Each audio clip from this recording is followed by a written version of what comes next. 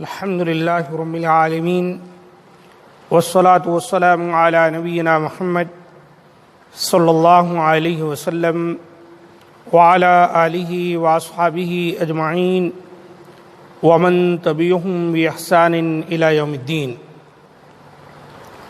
معزز سامعین کرام،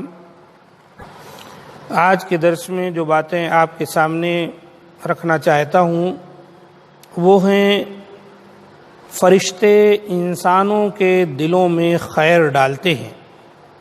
فرشتے انسانوں کے دلوں میں خیر ڈالتے ہیں۔ اللہ تعالی نے ہر انسان کے ساتھ ایک فرشتہ اور ایک شیطان مقرر کر رکھا ہے۔ شیطان انسان کے دل میں وسوسے اور برے خیالات، جبکہ فرشتہ اچھے خیالات پیدا کرتا رہتا ہے۔ انسان کی حمایت اور مخالفت میں فرشتے اور شیطان کی یہ کشمکش مسلسل جاری رہتی ہے۔ اس سلسلے میں چند احادیث نبی صلی اللہ علیہ وآلہ وسلم سے مروی ہیں۔ ان میں سے پہلی حدیث حضرت عبداللہ بن مسعود رضی اللہ تعالیٰ عنہ سے مروی ہے کہ اللہ کے رسول صلی اللہ علیہ وآلہ وسلم نے فرمایا: ما منکم من احد الا وقد وکل اللہ به قرینہ من الجن وقرینہ من الملائکہ قالوا وإیاک یا رسول اللہ قال وإیای الا ان اللہ اعاننی علیہ فاسلم فلا یأمرنی الا بخیر۔ تم میں سے ہر شخص کے ساتھ ایک جن یعنی شیطان اور ایک فرشتہ ساتھی یعنی ہمزاد بنا کر مقرر کر دیا گیا ہے۔ لوگوں نے کہا: اللہ کے رسول، آپ کے ساتھ بھی؟ آپ صلی اللہ علیہ وآلہ وسلم نے فرمایا: ہاں، میرے ساتھ بھی، مگر اللہ تعالی نے اس شیطان کے خلاف میری مدد فرمائی ہے اور میرا شیطان مسلمان ہو گیا ہے، اس لیے وہ مجھے خیر ہی کا حکم دیتا ہے۔ اس حدیث کو امام مسلم رحمہ اللہ نے روایت کیا ہے 2814 پر۔ اور دوسری حدیث حضرت عبداللہ بن مسعود رضی اللہ تعالیٰ عنہ سے جو مروی ہے، اس میں اللہ کے رسول صلی اللہ علیہ وآلہ وسلم نے فرمایا: ابن آدم پر شیطان بھی اثر انداز ہوتا ہے اور فرشتہ بھی۔ شیطان اس طرح اثر انداز ہوتا ہے کہ وہ انسان کے دل میں برائی اور حق کی تکذیب ڈالتا ہے، اور فرشتہ اس طرح اثر انداز ہوتا ہے کہ وہ انسان کے دل میں اچھائی اور حق کی تصدیق ڈالتا ہے۔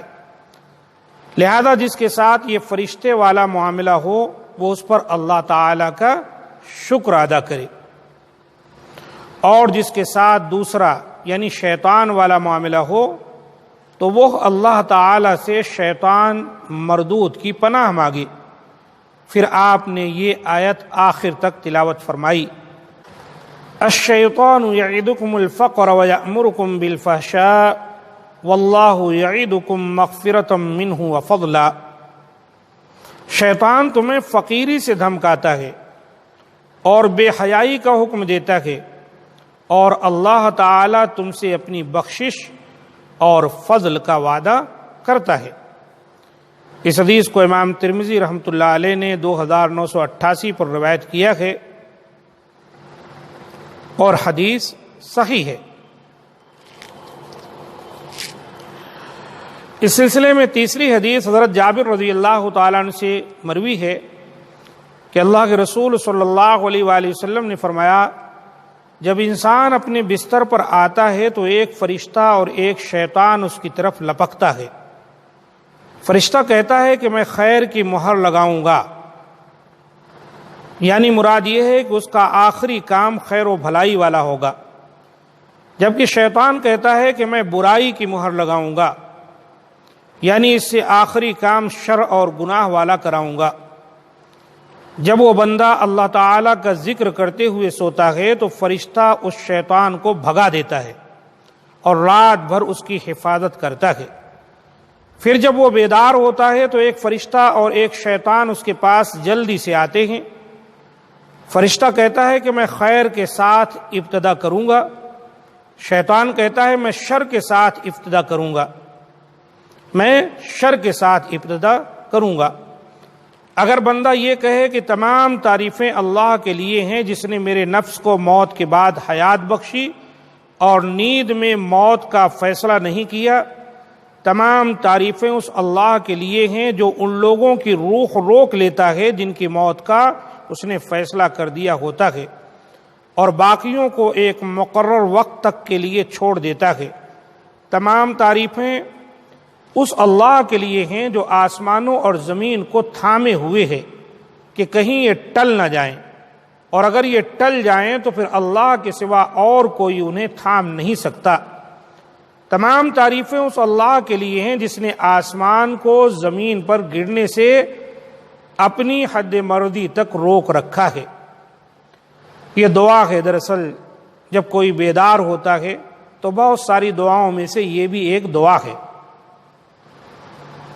تو فرشتہ شیطان کو بھگا دیتا ہے اور اس آدمی کو اپنی حفاظت میں لے لیتا ہے۔